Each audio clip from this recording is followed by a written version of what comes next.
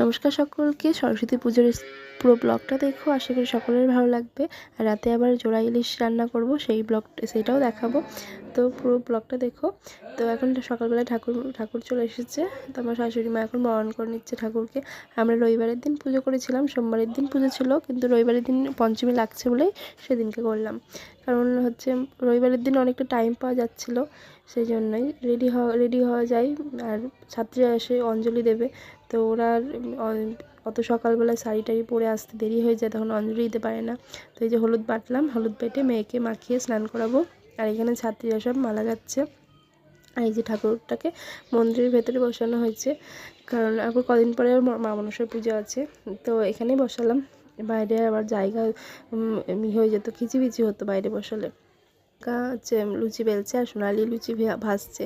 প্রিয়াঙ্কা ঋষিকেশের বাড়ি, তো ও এসেছে। আর সোনালি হচ্ছে ফারাক্কার বাড়ি, ওটা ভাগ্নি, ওটা আমার ভাসুরের মেয়ে। তো এই যে ভোগের জন্য লুচি টুচি ভাজছে। আর বরমশাই পাঞ্জাবি পরিয়েছি জোর করে, ও পাঞ্জাবি পরতেই চাচ্ছিল না। আর ঘন্টুবাবু ভিডিও করছি বলে লুকোচ্ছে। এই যে ছাত্রীরা সব এসছে। আর আমরা হচ্ছে সরস্বতী পুজোর পরের দিন মানে সোমবারে খিচুড়ি খাইয়েছি, সেই ব্লগটা অন্য ব্লগে দেখাবো। আর এই যে এখানে ঠাকুরমশাই পুজোয় বসে গেছে, ভোগ লাগানো হয়েছে, যে গোদনবাবু আরতি দিচ্ছে সকলকে। তো সোমবারের ব্লগটাও দেখো। তো চ্যানেলটাকে সাবস্ক্রাইব করে দিও।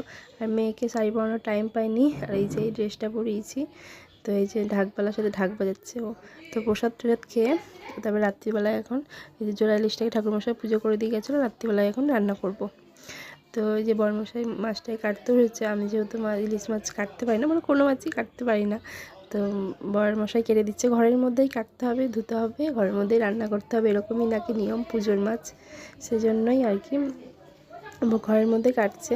তো এই যে এখন লাউ পাতা দিয়ে মাছটা রান্না হয়, লাউয়ের ডোকা লাউ পাতা দিয়ে, কিন্তু আমি ওর মধ্যে একটু আলু আর বেগুন দিলাম আর ভাজা জিরের গুঁড়ো, এই দিয়েই কিন্তু রান্না হবে। আর এখানে মাছটাকে লবণ হলুদ মাখিয়ে জিরের গুঁড়ো দিয়ে কাঁচা তেল দিয়ে মাখিয়ে নেব, সব সবজি দিয়ে একসাথে মাখিয়ে।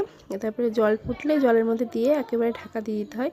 তো এই পুজোর মাছ রান্না করার এটাই নাকি নিয়ম। আর পরে আলগা করে দেখা যাবে না, একেবারেই কিন্তু মানে ঢাকা দিয়ে রাখতে হবে। দিয়ে এই যে মাছ এখন ঢাকা দিয়ে রান্না করলাম। তো আর এটা হয়ে গেছে মাছ রান্না। তো এর উপরে ভাজা জিরের গুঁড়োটা ছড়িয়ে দেবো, ব্যাস হয়ে গেল। তো এই যে গরম গরম ভাতের সাথে মাছের ঝোল, এটাই হচ্ছে রাত্রির খাওয়া দাওয়া। তো সবাই মিলে আমরা রাত্রির খাওয়া দাওয়া করলাম। তো কেমন লাগলো আজকের ব্লগ, কমেন্ট করে অবশ্যই জানিও সকলকে। Bye bye.